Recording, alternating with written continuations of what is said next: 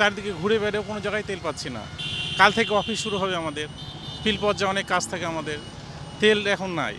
এই তেল না থাকলে আমরা কীভাবে কাজ, আমি সরকারি চাকরি করি, এই তেল যদি না থাকে তাহলে আমরা কাজ করব কী করে, বা জনগণের সেবায় কীভাবে দেব? এটা খুব সমস্যা। বর্তমানে সরকারের এই বিষয়ে পদক্ষেপ নেওয়া দরকার।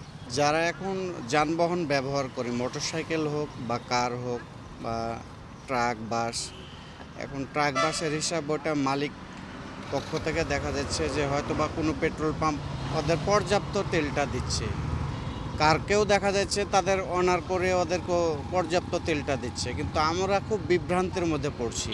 আমি এখানে আসলাম তেলের জন্যই বলতে গেলে, যে একটা ছোট্ট কাজ আছে, আবার তেলটাও যদি পাই, আমি এখানেও পাচ্ছি না, শালবাগানে পাচ্ছি না, আমি বাস টার্মিনালের ওখানে পাচ্ছি না, ভদ্রায় পাচ্ছি না।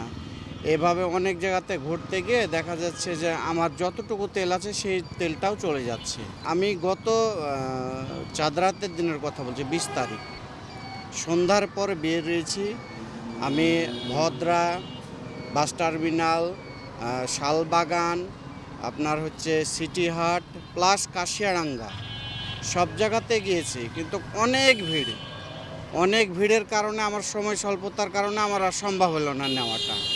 তো অনেককেই শুনছি যে এই মানে তেলটা যে পর্যাপ্ত যদি পাইতো তাহলে কিন্তু হয়তো। অনেক জায়গায় দেখা যাচ্ছে কেউ বলছে 500 টাকার দিচ্ছে, কেউ এখনো 200 টাকার দিচ্ছে, কেউ আবার 100 টাকার দিচ্ছে। তো দেখা যাচ্ছে যে এতগুলা পেট্রোল পাম্প ঘোরার পর যদি কেউ 100 টাকা বা 200 টাকা তেল দেয়, তাহলে লাভটা কি? আমার তো ওই তেল নিতে গিয়ে আমার তেল শেষ হয়ে যাচ্ছে।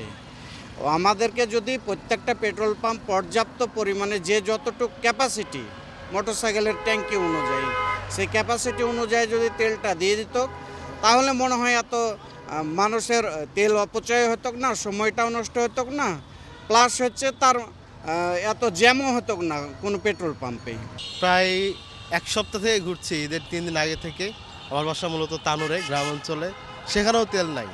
এবং আজকে তালাইমারি, ভদ্রা, আলুপট্রি, শিরোইল সবগুলো ঘুরে ঘুরে তেল নাই।